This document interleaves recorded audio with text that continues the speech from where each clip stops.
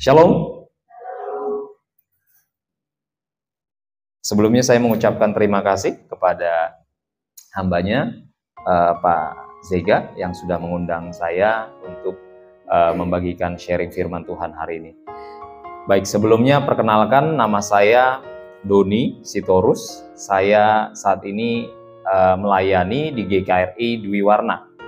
Jadi Bapak Ibu Saudara, nanti kalau ada waktu boleh main atau ada ibadah youth gabungan, boleh kita sama-sama ketemu di gereja GKRI Dwi Warna gitu ya. Dan saat ini saya sudah menikah, punya satu istri saya yang di depan ini yang paling cantik. Oke, ya teman-teman, saya panggil teman-teman aja lah ya, karena usia kita nggak jauh beda. Saya masih usia 17 plus ya. Oke, tema hari ini yang diberikan buat sama-sama kita belajar satu tema yang luar biasa, yaitu Together to be the winners. Together to be the winners, bersama-sama menjadi pemenang. Mari kita buka dalam Kisah Para Rasul yang kedua, ayat 41 sampai dengan ayat yang ke-47. Saya sudah cuma agak kecil, cuma nggak kelihatan ya. Teman-teman boleh lihat di HP sucinya atau di kitab sucinya, silakan. Saya akan bacakan untuk kita semua Kisah Para Rasul ayat yang pasal 2 ayat 41 sampai 47.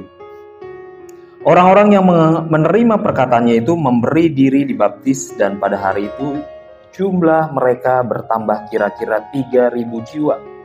Mereka bertekun dalam pengajaran rasul-rasul dalam persekutuan, dan mereka selalu berkumpul untuk memecahkan roti dan berdoa.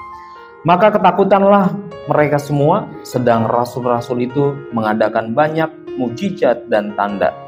Dan semua orang yang telah menjadi percaya tetap bersatu, dan segala kepunyaan mereka adalah kepunyaan bersama.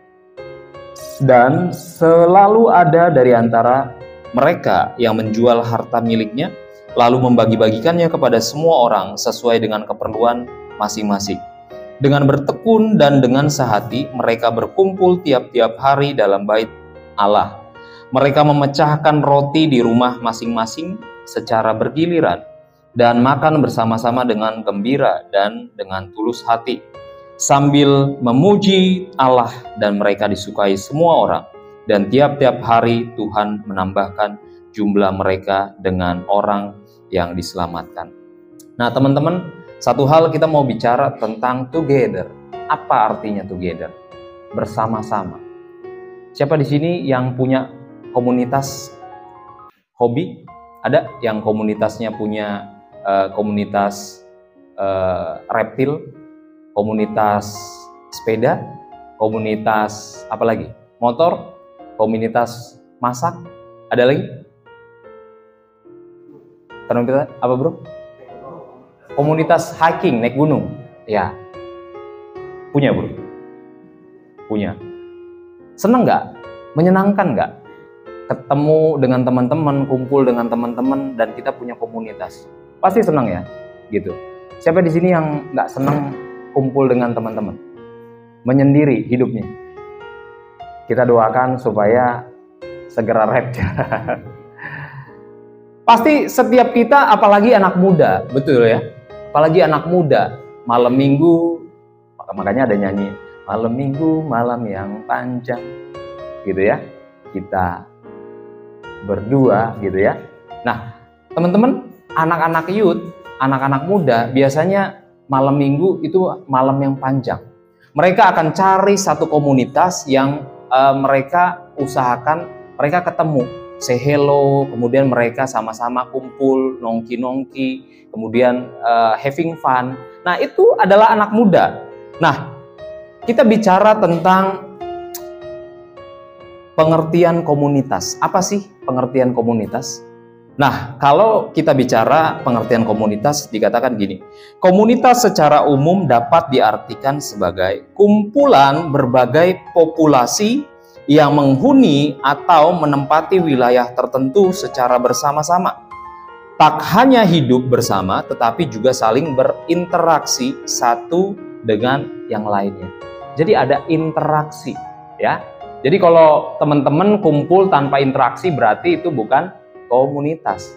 Interaksi itu bicara tentang teman-teman bicara tentang bagaimana sharing satu dengan yang lain, membagikan sesuatu dengan yang lain. Itu namanya berinteraksi, ya teman-teman. Nah, hari ini kita mau belajar bagaimana membangun sebuah komunitas yang bertumbuh dan meraih kemenangan. Bagaimana membangun komunitas yang bertumbuh dan meraih kemenangan? Yang pertama, bertujuan untuk memuliakan Yesus Kristus. Di ayat yang ke-41, coba kita sama-sama simak. Di ayat yang 41 dikatakan gini, orang-orang yang menerima perkataannya. Orang-orang yang menerima perkataannya. Perkataan siapa? Perkataan siapa? Di ayat sini tertulis perkataan siapa? Perkataan Rasul Paulus. Rasul Petrus. Rasul Petrus lagi ngapain? Lagi khotbah. Khotbah memberitakan firman Tuhan. Yaitu firman berita keselamatan, firman berita sukacita. Nah teman-teman, ketika kita ada dalam satu komunitas yang tergabung dalam komunitas Kristen, komunitas gereja, komunitas persekutuan, baik itu di sekolah, baik itu di kampus, baik itu di tempat kita bekerja, pasti harus apa? Harus ada namanya firman Tuhan, sharing firman Tuhan. Kalau nggak ada firman Tuhan berarti itu bukan komunitas Kristen. Ada nggak? Ada loh komunitas yang berlabel Kristen, tetapi dia nggak menyampaikan firman Tuhan, nggak sharing firman Tuhan. Dia hanya sharing apa yang menjadi motivasi, motivator, kesaksian. Yang menjadi titik yang paling penting adalah di mana firman Tuhan diberitakan. Teman-teman, hidup kita, anak-anak muda, kita butuh firman Tuhan. Ketika kita tidak memerlukan firman Tuhan, tidak mengkonsumsi firman Tuhan, maka hidup kita lemah. Makanya iblis dikatakan seperti singa yang mengaum-ngaum, dia mengelilingi, mencari mangsanya dan siap diterkam. Nah, anak-anak muda kenapa banyak hari ini menjadi anak-anak muda yang lesu, menjadi anak-anak muda yang lemah, menjadi anak muda yang putus asa. Bahkan kita ngelihat media massa banyak menceritakan gitu ya. Apalagi anak-anak usia teen, mereka yang rapuh imannya, rapuh jiwanya, dan mereka yang terpola dengan kehidupan yang terbangun dalam keluarganya, yang tidak berasaskan firman Tuhan. Nah, teman-teman, sering nggak kita baca atau lihat di media massa seorang anak SD gantung diri karena apa? Karena nilainya, mendapatkan nilai yang jelek. Orang tuanya berusaha nge-push, orang tuanya, kamu nggak boleh dapat nilai jelek, kamu harus nilai yang sempurna. Nah, itu terpola, terbangun dalam pikirannya. Sehingga apa? Ketika dia ujian, dia harus dapat nilai yang baik.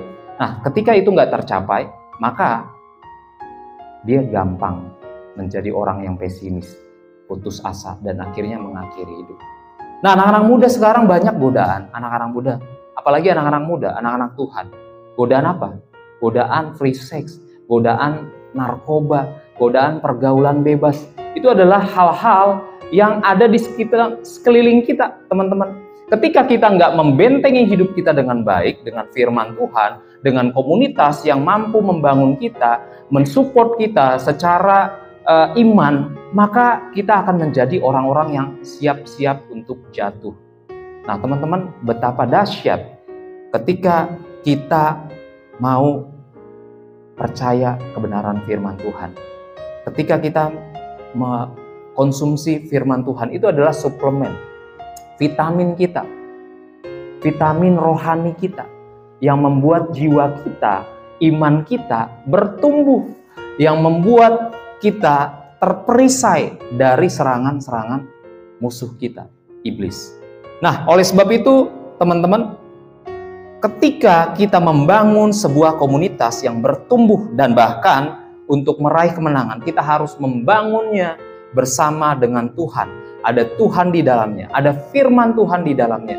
Makanya teman-teman, ketika kita percaya sungguh-sungguh dan kita setiap hari membangun hidup kita dengan firman Tuhan, maka hidup kita akan menjadi orang-orang muda yang kuat, orang-orang muda yang gak gampang patah semangat, gak gampang rapuh.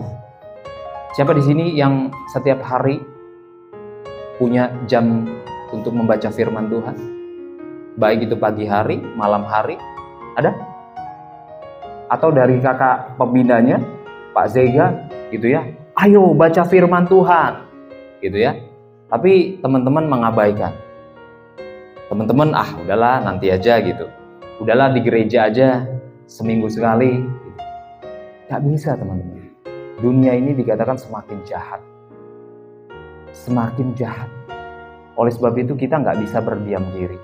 Oleh sebab itu kita butuh firman Tuhan untuk membentengi hidup kita. Nah, yang kedua adalah hidup mereka diubahkan Tuhan. Ayat 41 sampai ayat 43. Dikatakan gini, ayat 41, orang-orang yang menerima perkataannya itu memberi diri, dibaptis, dan pada hari itu jumlah mereka bertambah kira-kira 3.000 jiwa. Secara kuantitas mereka bertambah. Kemudian ayat 42, mereka bertekun dalam pengajaran rasul-rasul dan dalam persekutuan, dan mereka selalu berkumpul untuk memecahkan roti dan berdoa. Ayat 43, maka ketakutanlah mereka semua, sedang rasul-rasul itu mengadakan banyak mujizat dan tanda. Nah, yang kedua teman-teman, bagaimana kita membangun komunitas yang bertumbuh dan meraih kemenangan. Yang kedua adalah hidup ketika kita diubahkan oleh Tuhan. Komunitas Kristen, persekutuan Kristen, gereja, itu adalah bengkel. Kita bukan komunitas eksklusif yang gak menerima orang-orang yang dia gak layak, atau dia latar belakang broken home, atau dia narkobaan loh, dia maling loh, dia gak layak loh. Gak, no. Kita gereja adalah orang-orang yang dipanggil untuk masuk ke dalam terang Kristus. Artinya mereka orang-orang yang tersesat, orang-orang yang ada dalam kegelapan, ketika mereka masuk ke persekutuan, ke gereja, maka kita akan selalu menerima mereka. Ini adalah bengkel. Bengkel untuk kita memperbaiki diri. Siapa di sini yang merasa suci, kudus, holy? Ada yang berani mengangkat tangan? Nggak ada. Di sini kita adalah orang-orang yang berdosa. Tetapi karena kasih Tuhan, karena Kristus baik, maka Kristus menerima kita orang yang berdosa, dan kita beroleh keselamatan. Oleh sebab itu jangan kita menjadi komunitas yang eksklusif, komunitas yang tidak mau menerima teman kita yang sedang kesusahan, tidak mau menerima teman-teman kita yang latar belakang notabene mereka yang nakal gitu ya. Tetapi kita adalah komunitas yang sama-sama ketika kita ada dalam persekutuan Kristus, kita bisa saling berbagi, saling sharing, dan hidup kita diubahkan. Teman-teman, saya adalah orang latar belakang yang bukan orang yang baik-baik. Ya. Saya selama anak-anak menjadi anak muda, usia teens, 18 tahun, saya adalah orang yang nakal, bandel. Wah, kalau dulu zamannya tawuran, saya itu pasti ikut. Kalau setiap Jumat, ketika ada tawuran dengan sekolah yang lain, itu saya pasti ikut. Nggak mungkin nggak ikut. Wah, bawa dulu zamannya ikat pinggang pakai kopel. Wah, gitu ya. Bahkan pernah saya bawa samurai. Itu dulu. Dan saya juga sempat waktu itu kena narkoba, teman-teman. Saya ngerasain menjadi orang yang pecandu narkoba. Dan waktu itu saya pakai jenis narkoba ganja, dan itu terus saya pakai, dan akhirnya jadi kecanduan.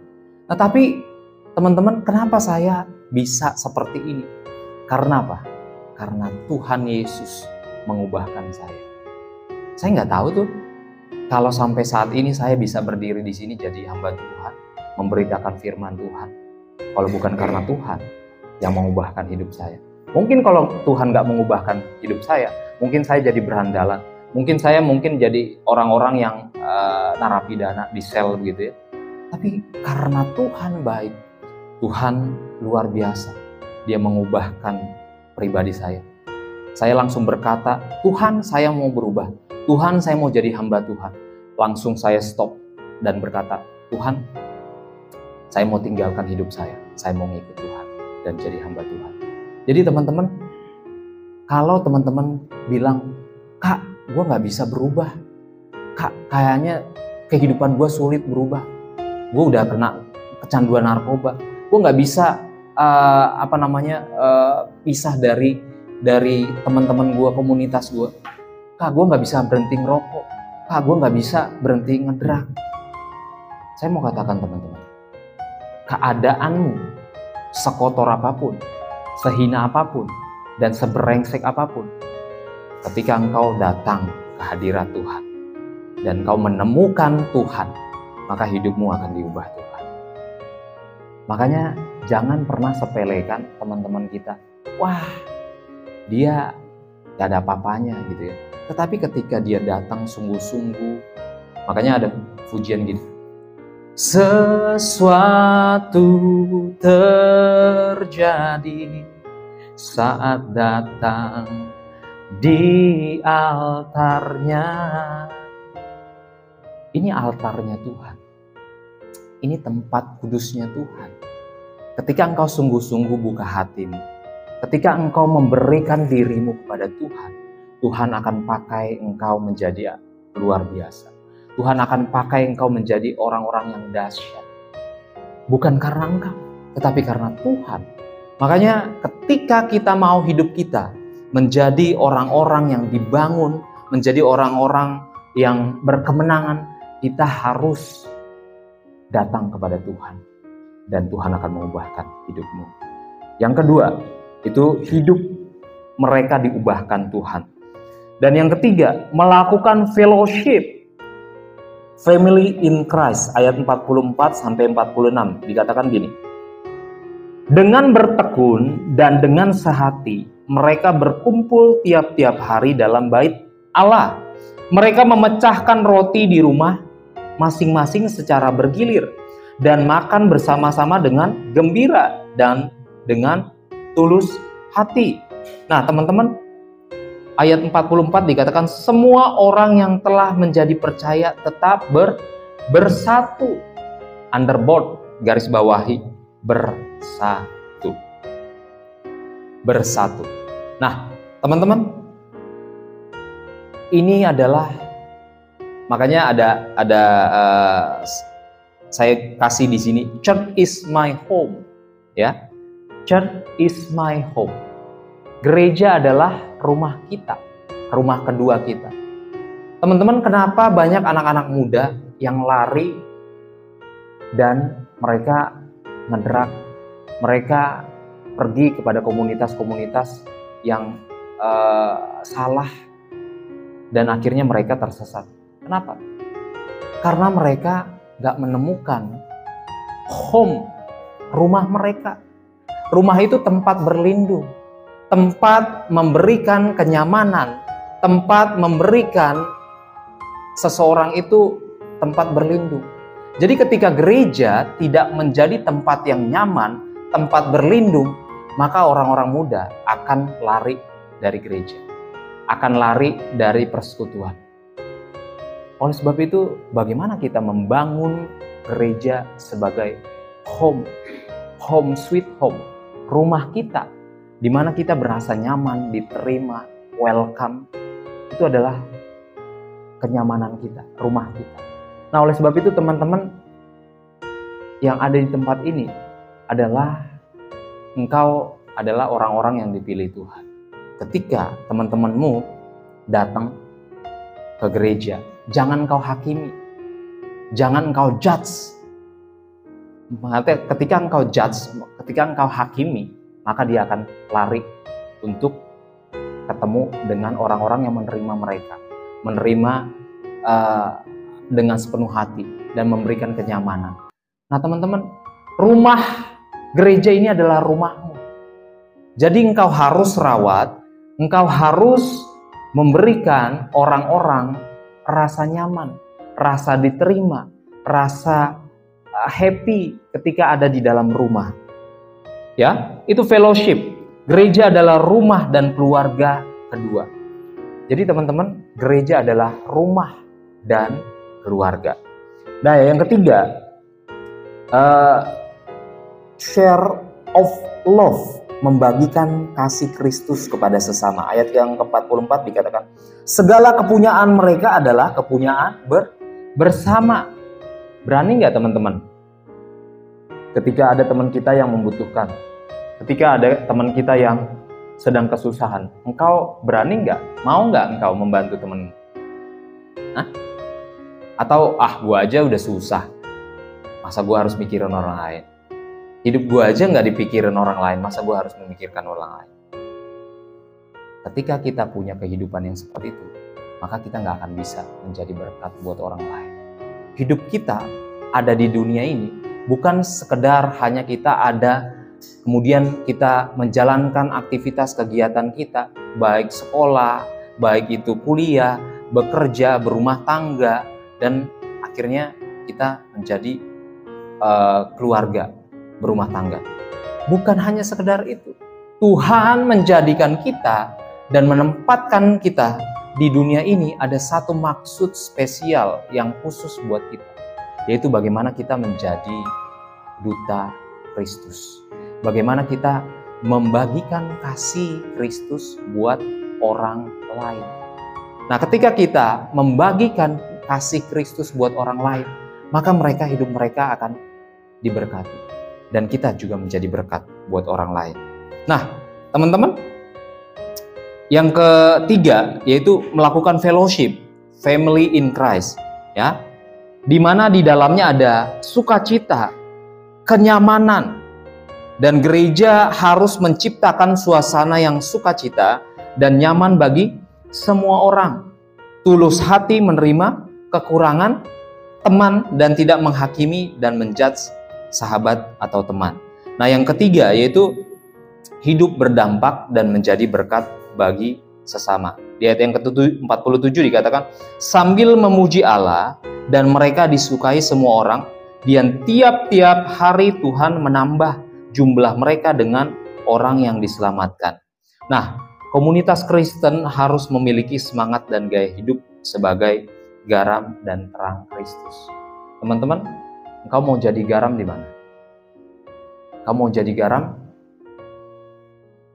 Kamu mau jadi terang? Di mana Tuhan mau tempatkan hidupmu? Di mana engkau ada dalam sebuah persekutuan, baik itu keluargamu, baik itu tempat engkau bekerja, baik itu tempat engkau studi, kuliah, engkau harus jadi garam, engkau harus jadi terang. Karena itulah Tuhan panggil kita untuk menjadi terang Kristus. Nah, garam itu adalah sesuatu zat yang berbahaya sebenarnya karena mengandung zat kimia, teman-teman. Mengandung zat kimia yang mengandung ada zat-zat yang berbahaya.